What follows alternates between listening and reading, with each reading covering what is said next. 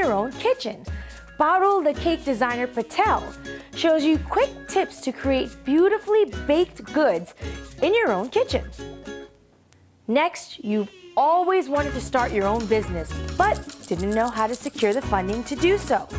We get expert advice from New York City's Small Business Solutions. And last, what do your accessories say about you? Jyoti Sharma, lead stylist for an online accessories boutique called Stella and Dott, tells us how to accessorize and dress for spring and summer seasons. So kick back and relax because the next 30 minutes are all about you on The Mommy Helper Show.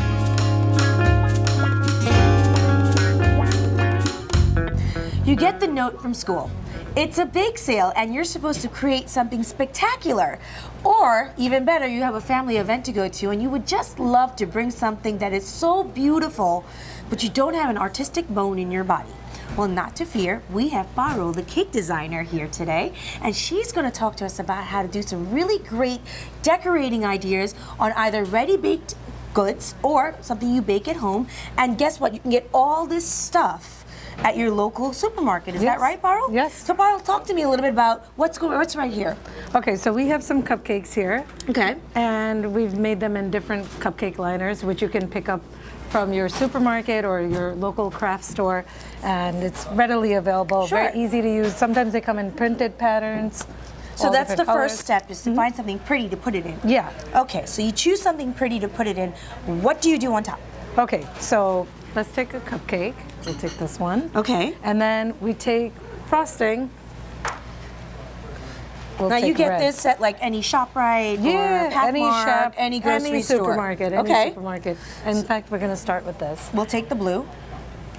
And then what you do is you open it up, and then there are these tips, which you can also buy at the supermarket. Great. Now, do you need to have a steady hand to do any kind of decorating? The stuff I'm going to show you, you don't really need to. Okay, great, because I don't have a steady hand. Yeah. No, I'm going to show you some basic things that are... Oh, there goes that one. That's fine. Okay. Let's just use the one with the star. Okay. So you get this in the grocery store. You take the star tip. Yep. The one that looks like this. You screw it on. It's very easy. See? There you go. Then you take your cupcake and you just point it on the outside. The reason you start on the outside is so you can control where you put your swirl. Oh, that's so cool. Yeah. Easy. Very, very easy. Who knew? So that way you don't have to sit there with a knife and try to make it smooth. You have a beautiful cupcake. So that's the start of, say, a flower or... No, you're just making a surface. You're making a swirl. Okay. So now I made this great swirl. Yep. What do I do on top? Okay, so what we're going to do is we're going to take some red fondant. Now, where do you get fondant? Because that's something I've only seen with bakers. Okay, so fondant, believe it or not, you can get at your local craft store, like Michael's, AC Moore. I didn't know that. Yeah. Okay. And they come in little packs or big packs, whatever you want. They come colored, you know, in the basic primary colors, pastels, white. You can even color your own color. Well, if you are that adventurous. Let's not get too crazy. But we're trying to make it easy. Yes. So I get a red fondant. Yep, that's it. And what you do just you do? knead it like this. Oh, like atta. Yeah, like atta. Right. Knead it, and then you're going to take a little piece, Okay. and then you just roll it out. Okay, you roll it out. Very easy, like this. Oh, just like making roti. Yes. So this is something I'm used to. I could do this. Yes. Anybody can do this. And for those of you, Now, what is fondant made from? it's made from sugar. Oh, okay. So you not know. too much on the cupcake. No, you don't want to. So you want to mostly put frosting, and then just for your decoration pieces, you know, obviously you don't want to pipe this by hand. You don't have a steady hand. No, that's not going to happen. So what you do is you take a pretty little cookie cutter, let's say a flower, Okay. and we'll put it on top. Actually, I'm going to take a star because our swirl is not that big. So we'll take a star, and you just jiggle it a little bit. Now, most of you will have cookie cutters at home. You do not need to go out and buy anything. You can use your cookie cutters. Right. But just choose something small enough to fit on top of your cupcake. And there you go. Look at that. You have a beautiful cupcake. That looks like something that came from the bake shop. Exactly. and something I'd be proud to serve. Yeah, and now you can get, if you want to add a little circle in the middle, like a polka dot, you can do that. And what we're gonna Now do, I see you have markers over there. What are markers? Oh yeah, we can even write with them. Wait, so but if let you me get write, white can fondant. you eat? Yeah, these are edible markers. Where do you get edible markers from? Same thing, craft store. You can actually, these you can even get at the supermarket. Depends on the supermarket, but most of the time you can even get them at the supermarket. So it's as simple as writing. Yeah. my name. Yeah. Look, it's an Make an S. It's an S. It's mine. There you Yes. go. That is really cool and very, very simple. Now tell me, what are all these decorations we've got over here? Okay, so those decorations we can basically use to sprinkle on top of the buttercream that we have. Okay. And so what we can do is we can take this star off. Let's say you didn't have fondant, you don't want to go and buy fondant. Okay. And you just want a pretty little sparkly cupcake. Sure. You can do anything. You can use your regular sprinkles that you may have at home, or you might want to get a little jazzy. You go to your local supermarket or your craft store and you can do something sparkly. There you go. Well, ladies, you are very, very blessed because Parul is one of the best cake designers in all of New York and New Jersey. And for her to share her inside secrets with us is amazing. I don't think we can make as elaborate cakes as you do, Parul, so there's no replacing her.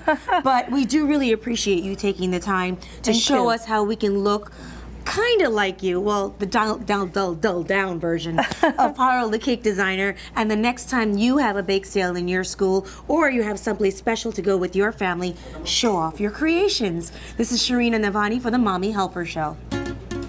Hey Mom, did you miss the latest episodes of the Mommy Helper Show on Crossings TV? Or maybe you don't get the network yet. Have no fear, the Mommy Helper app is here. The Mommy Helper app is your therapy session on the go. Get latest episodes, get motivated every day, even find out where you can go to get pampered in your neighborhood. Download the Mommy Helper app and have it with you all the time. So you have the show, you have the app, make sure you like us on Facebook, and you'll always be in the know with the Mommy Helper Show. Welcome back. So you've got this drive inside of you.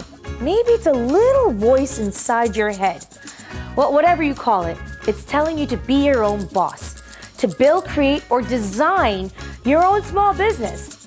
But when you decide to step out on your own, how do you secure the financing you need to launch your own business? Or do you really need that business plan mapped out? We sit down with the New York City Small Business Solutions Director, Summer Heather, who tells us the steps you need to take to make your entrepreneurial dream a reality. So Summer, thank you so much for joining us today. Thank you for having me. So Summer, here's the first thing. We're South Asian, and we typically do not come from families who say, yes, go off and do your own thing. We believe in structure, we believe in coming home, getting our paycheck, taking care of our family. Tell me, how do you get your family on board if you've got this idea that you really want to step out on your own?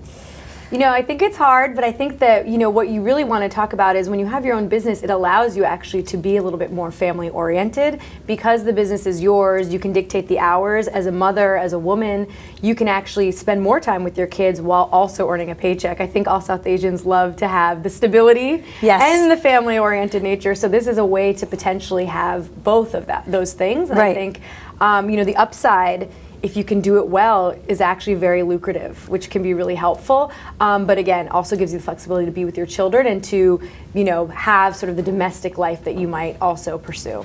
But here's the flip side to that. Having your own business means you have your business 24/7. It's not like you can come home and tune it out.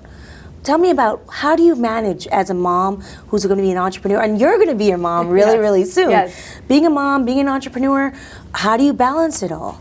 Yeah, you know, and that's a great point. I think the first step before you do any of this is to really understand, why do you want to do this? You know, if it's that you want a little bit of extra money, you might want to rethink that, is this really for you? Because I think even just the culture of being an entrepreneur is only for a certain type of person. You have to be a little risk-taking. You have to be able to work unconventional hours. And so I do think that while you can be home and be flexible around when you're home, it doesn't mean that the time that you have to work is going to be less. So it might just mean from 8 to 5 you're with your kids, but from 5 to 9 you're working on your business. And so I think you have to really understand that this is going to be hard. It's going to be a lot of, you might be working 50, 60 hours a week when you take into account the child care and all of that. And also, you know, a lot of times people think, well, I'm working at home, I can, you know, change my baby's diaper and also take these calls. And it's really, I think, a good thing to set up boundaries around that and really have the time that you're at home and you're cooking and doing the housework, but also what special different time that you're devoting to your business. I have heard over and over and over again that entrepreneurs fail probably an average 4 to 5 times before they really hit the jackpot when it comes to their business. What do you think about that? Is that true? And if it is true, should mom feel like a failure? No, I mean, I think the statistics are not great. I think it's something like only 30% of businesses survive past 5 years, startup businesses. And the two biggest reasons are lack of kind of management expertise of the business owner and lack of capital to actually get the business started and going. And so I think the biggest thing, well, there's a lot of big things, but one would be, you know, right away you're not going to be making a ton of money, and to be able to have the right amount of money that you can actually support your business to grow and expand, but also that, you know, you can give yourself some sustainability is important. And then I think also it goes back to the questions of why do you want to do this, and particularly what is your business idea? Are you uniquely qualified to get this business idea out in the market? And if not, do you have support needed to get it out there? And I think all those kinds of questions are really important. You know, we get a lot of people who say, I want to open a restaurant. Well, why are you uniquely qualified to do that? Because, you know, a lot of them fail, so. But also as a business owner and an entrepreneur, you have to be a jack of everything. I am not necessarily good at developing business plans or understanding the financial aspect. So if someone was to come to this center, what would you say the first 5 things they must keep in mind if they would like to open up their own business? Yeah, so first is doing that whole thing, why do you want to do this? I think secondly is really looking at your idea and understanding, is there a market for this? Is there a kind of, we say the value proposition. So why would customers go to your product or service over a competitor in the market? And then do you have the capabilities to do that? And so I think once you think about that, there's a lot of resources to help you write a business plan. The one thing though that we try to tell people is don't have someone else write your business plan for you. It's your baby. It's going to be your guiding document. I think we've transitioned from having to have a 60-page business plan. Sometimes you can do 10-page lean business plans. But the important thing about a business plan is more that it makes you think through every aspect of that business. And you can't kind of forget about, oh yeah, what about marketing? What about competitors? What about investors? What, you know, and it makes you go through every piece of that. And sometimes at the end of it, you might say, I don't know, this seems like a lot, I don't want to do it. But then once you do it and you feel confident, it's kind of your marching orders to go ahead and do your business. So once you kind of get all that there, you can come into this center. We can help you review your business plans. We can help set you up with a free legal lawyer to help you figure out what kind of structure your business should be. You know, is it a LLC, a corporation, a sole proprietorship? And then online, we have a lot of resources like NYC Business Express, which helps you figure out permits and licensing. So there's a lot of kind of housekeeping ideas, housekeeping duties that you need to work on, and we can kind of help guide you once that business idea is really set up. This advice is free. All free. Wow. All free. And then once you're a little bit further, we can actually try to help you get financing for your business. That's amazing. Yeah, and I think that's what we're trying to do. We're trying to work with a great idea, an entrepreneur who's driven, and just help pull some of those pieces together that sometimes seem overwhelming. Next, Learn how to not bite off more than you can chew, and how to not take a loan for more than what you need to launch your business. Hey Mom, did you miss the latest episodes of the Mommy Helper Show on Crossings TV? Or maybe you don't get the network yet. Have no fear, the Mommy Helper app is here. The Mommy Helper app is your therapy session on the go. Get latest episodes, get motivated every day, even find out where you can go to get pampered in your neighborhood. Download the Mommy Helper app and have it with you all the time. So you have the show, you have the app, make sure you like us on Facebook, and you'll always be in the know with the Mommy Helper Show. But now, if somebody's watching this out in California, is there any way to investigate if in California they have something similar to this system? How would they do that? Yeah, what do they Google? It's a good, small business resources I think are good. There are some, the SBA, the Small Business Association, which is federal, has programs like SCORE, which is retired former business people who can actually mentor businesses, and that's throughout the country, as well as small business development centers that are throughout the country. So while we're a New York City initiative, the SBA has a bunch of programs that are also similar that are, throughout all 50 states. You heard that, ladies? Take advantage of the free stuff. Yes, it's free. Oh my gosh, that's amazing. Yeah. That is fantastic. Okay, so, as an entrepreneur myself, sometimes I feel I bite off more than I can chew. And my other fear is that I take money that I cannot pay back. How does an entrepreneur get over it? I think what you need to do, so understanding what you need and that plan. So one of the things in the business plan is how do you grow? I mean, I think sometimes we get, dollar signs and it's like, this is gonna be $1 million company. But the real way to think about it is incrementally, what are the steps I need to take, and kind of don't bite off more than you can chew, but have that vision, have that goal of, you want it to be a $1 million organization, but just set up, whether it's milestones or short-term milestones around things you want to accomplish, and that will be all part of your business plan if you do it right. And then financing-wise, it's kind of a good thing and a bad thing, but most banks will give you what they think you can handle, and I think what we try to do is work with you to do projections for your business to see, all right, let's be realistic. How many customers do you think you'll get? How much revenue will you have? What does that translate into about payments for a loan that would that you would be able to service? So we try to work with you to make sure you don't get too much money, because if you get too much money in a loan and you can't pay it back, then you're in a worse position than before. So those are things that our financing service can help you with, and then also if you went directly to a lender, that they would help you with as well. So lastly, being a South Asian and a woman, going out into the world and finding grants and support that, financially and emotionally, the whole package, as a South Asian or as a woman, would you say that there's a lot of opportunity out there? I think that there is. I think that it's getting better. For South Asians particularly, I would love for there to be more focus, because actually, there's a lot of business owners you see who are South Asian. They just tend to be men, maybe running, local stores, and so I'd love to see more of that. I think, women. There's the Women's Initiative that does a lot of work with women. That's local. It's actually in California as well. And then there's a program with a group called FEGS that focuses on women entrepreneurs and actually has successful women business owners mentor women female entrepreneurs. Wow. And so there's a lot of programs that are coming up that are targeting those female entrepreneurs. And so, and then, definitely getting certified as a minority or women-owned business once you're a year in service is a great way to get a lot of focus on you as one of the key women-owned businesses in the city. Well, Summer, you've been a wealth of knowledge. Great. And congratulations on your baby, and all the best to you. Well, ladies, if you're interested in learning more about how to start up your own small business, make sure you visit www.nyc.gov/NYC Business. We'll be right back. Do you ever walk out of your house naked? I mean accessories naked. Well, if you're in a how do I accessorize virgin, then you're in luck. Because the founder of an online jewelry boutique, Stella and Dott, gives us her latest recommendations on what we should have in our accessories closet for the upcoming season. Check it out. Stella and Dott is an accessories company into jewelry and bags and scarves, and it's an e-commerce business which morphs into social selling and selling through trunk shows at home. It's basically getting your girlfriends together, having girls' night out, having fun, and shopping for yourself and your girlfriends. The importance of wearing accessories is that accessories are the easiest way for you to look cute at a low budget, and they always fit and they always flatter.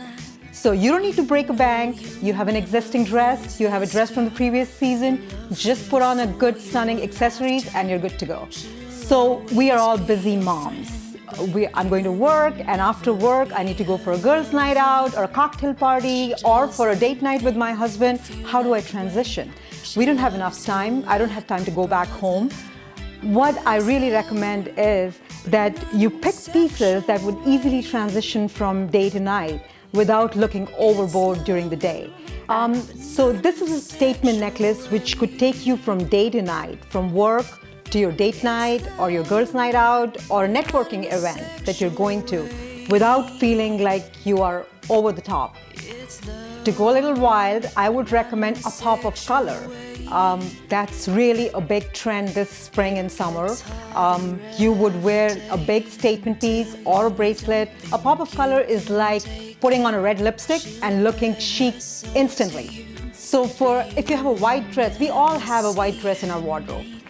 This would look great on a white dress. The red will pop out and you could wear the necklace and the bracelet together. It makes a huge statement. Yeah, you want to be careful not to over-accessorize. So if you have from a collection a bracelet, huge statement earrings and a huge necklace, don't wear them all together.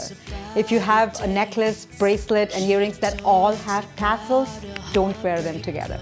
Wear 2, maximum tassels 2, no more than that. Handbags is a huge trend. Again, you can transform an outfit. What I really like about this bag is it's perforated, which is very trendy in 2014. And also it's very versatile in the sense that you could take it to work, and in the evening when you're going out for that girls' night out or you're going to the networking event, you can just unzip this and it can be a clutch. It is cool.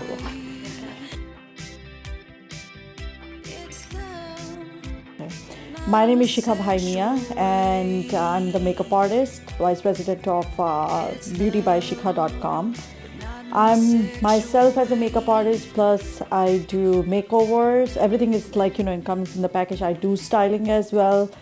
I have my own clothing line as well. So everything is related with making you beautiful as much as I can with my makeup, with my styling, with my clothing line, and with my makeover.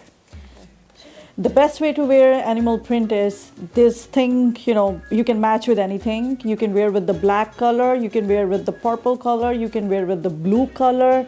I mean, it goes with everything, and then you can mix and match with your shoes, I mean, if you're wearing this, like suppose if you're wearing this snake print, you can match this with the brown, if you have long boots, or if you have short ones with the high heels. It looks fantabulous with this. Now see, I'm wearing this leopard print also. That goes with everything. I'm wearing this with the leather pant, and I'm wearing a black sandals with this. So I'm wearing accessories like you can mix and match with the gold jewelry as well. So for example, I have this leather pant here, and this is like, I don't think anybody can judge or anybody can figure it out if this is a real leather or if this is a fake leather. So you don't have to, whatever I'm talking about here is I'm talking about like you can spend less money and you can look pretty as well. You don't have to go mall or somewhere spending money on brand names and thinking about, oh, now, wow, I'm going to look pretty because I'm wearing a brand. That's not true. You can even spend less money and buy, cheaper but looks fantabulous. All you have to do is mix and match properly. Now, for example, this one, I have this fake leather.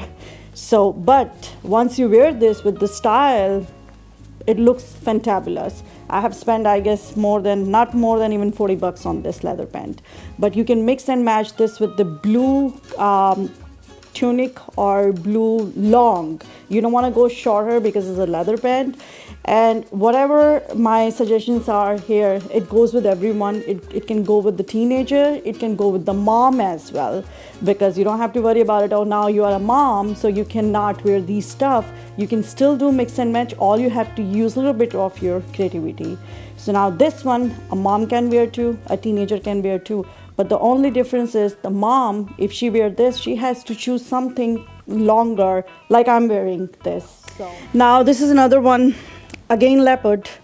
Let me show you the whole thing. I'm actually covering this dress with this one, because the reason is if you're going for a party or for evening out or something for dinner, you can wear this dress. But the only thing is this has this strips here. So if you're afraid to show your skin, or if you're afraid because you have it's not muscular build, sometimes you gain weight or you don't want to show your back, so then you can wear this jacket upon like this. So only we are seeing this part, the rest is covered.